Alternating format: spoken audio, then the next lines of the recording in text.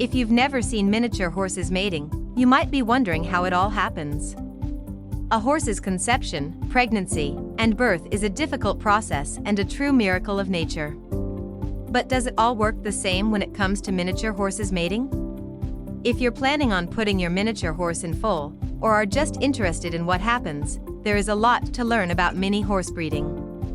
When it comes to miniature horses, reproduction isn't always easy, and many things can go wrong. Let's take a look at all you need to know about mini horse breeders and how it all works. The reproductive process. Miniature horse reproduction is the process by which a mare, or female horse, becomes pregnant and gives birth to a foal. In order to become pregnant, the mare must be mated with an entire male horse.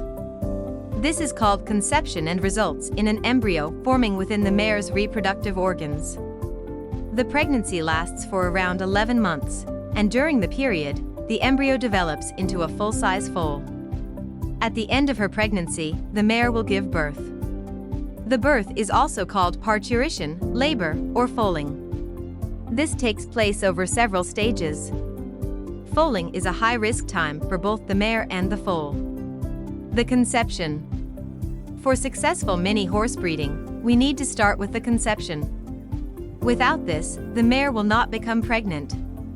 All female equines have a 21-day long fertility cycle.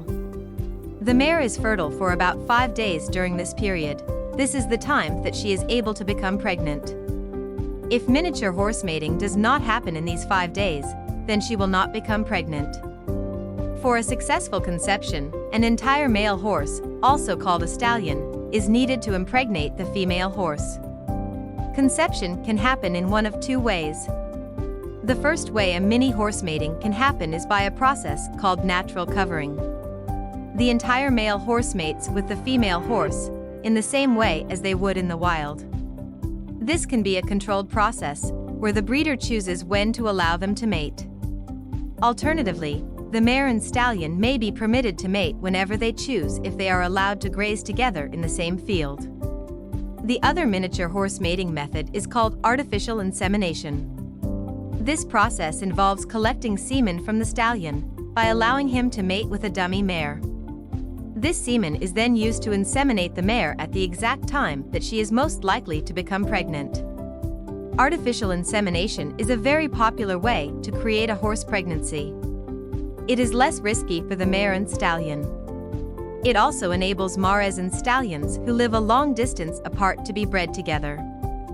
Miniature horse breeding facts. So, this is the process for horse breeding, but are things any different for mini horses? The small size of miniature horses can create a few problems when it comes to breeding. Firstly, their tiny body size can make it difficult for your veterinarian to carry out a lot of the normal tests and examinations which are recommended during equine pregnancy. It may be that the mare is also too small for artificial insemination to take place. When breeding miniature horses, only the best breeding stock must be used. These equines have been intensively bred to create a miniature horse with desirable characteristics, but any genetic abnormalities will quickly become exaggerated. If your miniature horse mare is not perfect in conformation and character, it would not be advisable to breed from her. Horses mating ponies, is it any different? When mating horses of different sizes, some physical problems can occur. If the stallion is much smaller than the mare, he may not be able to mount her and successfully impregnate her.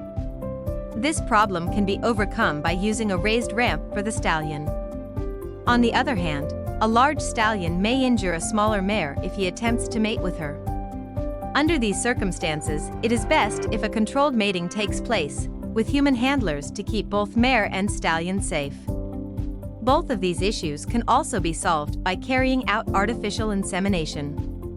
When it comes to pregnancy, breeding mares and stallions of different sizes should not cause any issues.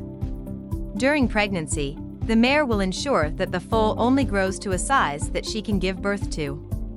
Once born, the foal will grow to the size it is genetically programmed to reach. Where to find mini horse breeders? If you are new to the world of horse breeding, it is vital to seek expert advice. A good mini horse breeder will help you to choose the right stallion for your mare and assist you with the process of conception from start to finish. To find a good miniature horse stud farm, start by speaking to your breed society. They may hold a list of recognized breeders, or be able to recommend an expert in your local area. It is also a good idea to approach other local miniature horse owners, as they will know of mini horse breeders in your region. Other local experts include your veterinarian, local equine feed supplier, farrier, or equine dentist.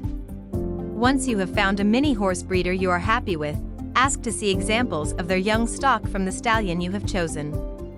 You should also ask an expert to assess your mare to ensure she is suitable for breeding. So, today we have learned some amazing facts about miniature horses mating. We hope our guide to mini horse reproduction will be helpful to you, and that you have enjoyed our interesting facts about horse reproduction.